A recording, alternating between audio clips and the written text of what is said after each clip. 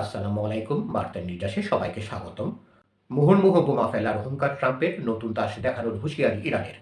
Iran ও যুক্তরাষ্ট্রের তৃতীয় দফা শান্তি আলোচনা এই সপ্তাহে পাকিস্তানে অনুষ্ঠিত হওয়ার কথা থাকলেও তা এখনও অনিশ্চয়তার মুখে।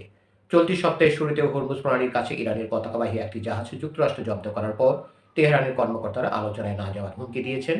তেহরান ও ওয়াশিংটনের মধ্যে 2 সপ্তাহের যুদ্ধবিরতি আগামীকাল বুধবার শেষ হওয়ার কথা। যুক্তরাষ্ট্রের প্রেসিডেন্ট ডোনাল্ড ট্রাম্প বলেছেন, এই যুদ্ধবিরতি বাড়ানোর সম্ভাবনা খুবই কম। অন্যদিকে ইরান বলেছে, অবরোধ আরোপ করে এবং যুদ্ধবিরতি লঙ্ঘন করে ট্রাম্প আলোচনার টেবিলকে আত্মসমর্পণের টেবিলে পরিণত করতে চান অথবা নতুন করে যুদ্ধের পথ তৈরি করতে চাইছেন। ইরানের পার্লামেন্ট স্পিকার মোহাম্মদ বাগে গালিবাফ সামাজিক যোগাযোগ মাধ্যম এক্সে দেওয়া এক পোস্টে লিখেছেন, হুমকির মুখে আমরা কোনো আলোচনা মেনে নেব না। গালিবাফ হুঁশিয়ারি দেন, যুক্তরাষ্ট্র ও ইসরায়েলের সঙ্গে আবার যুদ্ধ শুরু হলে তেহরানের হাতে নতুন তাস রয়েছে। তিনি আবারও এক্সে লেখেন, গত 2 সপ্তাহে আমরা যুদ্ধক্ষেত্রে নতুন তাস দেখানোর প্রস্তুতি নিয়েছি। দর্শক, আরও সংবাদ পেতে আমাদের বার্তা নিউজ চ্যানেলটি সাবস্ক্রাইব করে আমাদের সাথেই থাকুন। যুদ্ধ শেষ করতে আলোচনার আশা প্রকাশ করলেও যুক্তরাষ্ট্র ও ইরান উভয়ই হরমুজ প্রণালীকে কেন্দ্র করে উত্তেজনা বাড়িয়ে চলেছে। গুরুত্বপূর্ণ এই জলপথটি শান্তি আলোচনার একটি কেন্দ্রীয় ইস্যু হয়ে উঠেছে। ট্রাম্প প্রশাসন জানিয়েছে, এ সপ্তাহে পাকিস্তানের শান্তি আলোচনায় যুক্তরাষ্ট্রের প্রতিনিধি দল অংশ নেবে।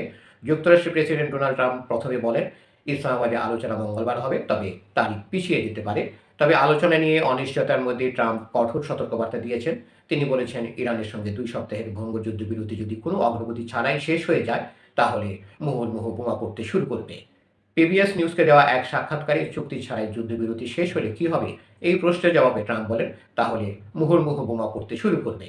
মার্কিন সংবাদ মাধ্যম ওয়াশিংটন পোস্টকে নাম প্রকাশ না করার শর্তে এক ইরানি কর্মকর্তা বলেন, ট্রাম্পের প্রকাশ্য বক্তব্যের ভাষা এবং চলমান যুক্তরাষ্ট্রের অবরোধ, এই দুই বিষয়ই আলোচনাকে সবচেয়ে বেশি হুমকির মুখে ফেলেছে।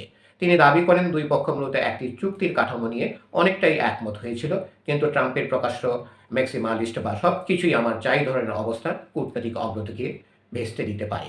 ওয়াশিংটন পোস্টকে এক পাকিস্তানি কর্মকর্তা জানিয়েছেন, পাকিস্তানের মধ্যস্থকারীরাও নাকি ট্রাম্প প্রশাসনকে একই ধরনের বার্তা দিয়েছে। তারা জনসম্মুখে কঠোর ভাষা ব্যবহার থেকে বিরত থাকার পরামর্শ দিয়েছে। একই সঙ্গে তারা যুক্তরাষ্ট্রের প্রেসিডেন্টকে উৎসাহ দিয়েছেন যেন ইসলামাবাদের এই আলোচনা ইরান ও যুক্তরাষ্ট্র উভয়ের জন্যই উইন উইন হিসাবে উপস্থাপন করা হয়। ধন্যবাদ সবাইকে এতক্ষণ ধরে আমাদের সাথে থাকার জন্য। আরও সংবাদ পেতে আমাদের বার্তা নিউজ চ্যানেলটি সাবস্ক্রাইব করে আমাদের সাথেই থাকুন।